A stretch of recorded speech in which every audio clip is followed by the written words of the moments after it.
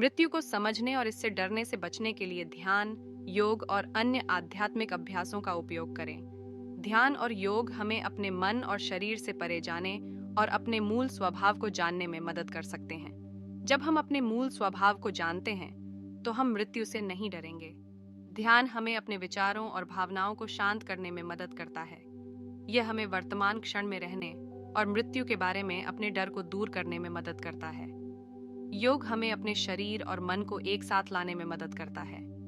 यह हमें अपने शरीर और आत्मा के बीच एक गहरा संबंध बनाने में मदद करता है।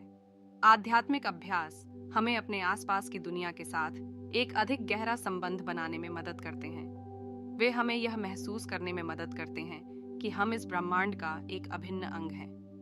मृत्यु एक आंतरिक घटना है, न कि एक बाहरी घटना। ओशो का मानना था कि मृत्यु एक आशीर्वाद है। वे कहते हैं कि मृत्यु हमें अपने अस्तित्व के वास्तविक स्वरूप को जानने और आनंद लेने का अवसर देती है।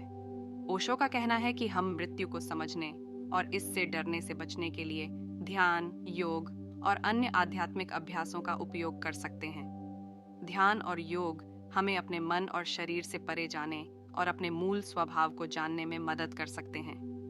मृत्यु एक आशीर्वाद है। हम मृत्यु को समझने और इससे डरने से बचने के लिए ध्यान, योग और अन्य आध्यात्मिक अभ्यासों का उपयोग कर सकते हैं। ध्यान और योग हमें अपने मन और शरीर से परे जाने और अपने मूल स्वभाव को जानने में मदद कर सकते हैं। जब हम अपने मूल स्वभाव को जानते हैं, तो हम मृत्यु से नहीं डरेंगे। हम मृत्यु को एक आशीर्वाद के रूप में देखेंगे। ओशो कहते हैं कि मृत्यु एक यात्रा है, न कि एक अंत। यह एक यात्रा है जो हमें अपने अस्तित्व के वास्तविक स्वरूप की ओर ले जाती है। मृत्यु एक आशीर्वाद है। यह हमें एक नए और अधिक आनंददायक अस्तित्व में प्रवेश करने का अवसर देती है। ओशो की मृत्यु पर शिक्षाएं महत्वपूर्ण हैं, क्योंकि वे हमें मृत्यु से डरने से बचने और इसे एक सकारात्मक अनुभव के रूप में देखने में मदद कर सकती हैं। इन शिक्षाओं को ध्यान, योग और अन्य आध्यात्मिक अभ्यासों के माध्यम से लागू किया जा सकता है। ओशो की मृत्यु पर शिक्षाओं का अभ्यास करने के कई तरीके हैं। एक तरीका ध्यान और योग का अभ्यास करना है। ध्यान और योग हमें अपने मन और शरीर से परे जाने और अपने मूल स्वभाव को जानने में मदद कर सकते हैं। एक अन्य तरीका है कि आप ओशो के प्रवचनों और लेखन का अध्ययन करें। ओशो की शिक्षाएं आपको मृत्यु के बारे में अधिक जानने और इसे एक सकारात्मक अनुभव के रूप में देखने में मदद कर सकती हैं।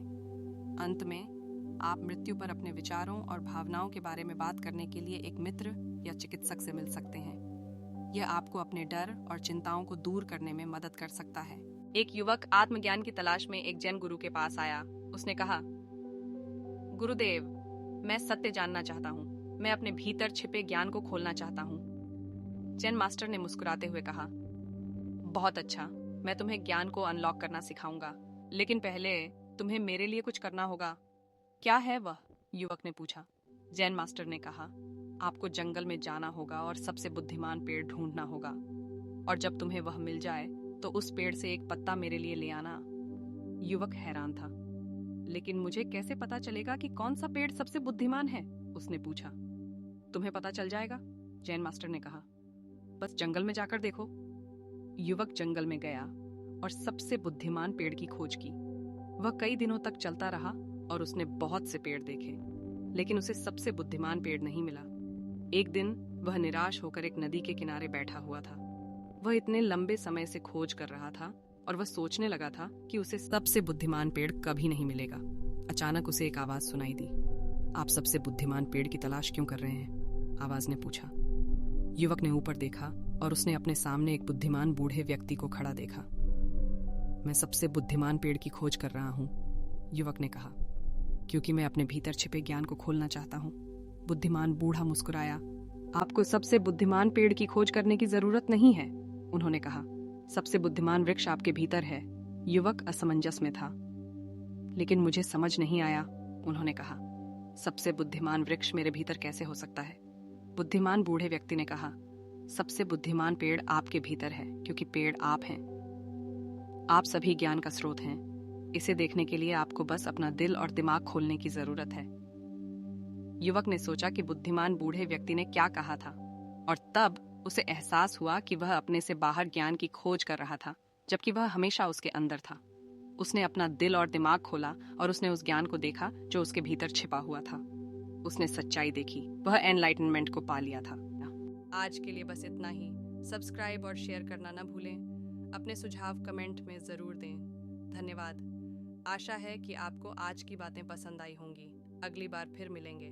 तब तक सुरक्षित रहें और स्वस्थ रहें। नमस्ते।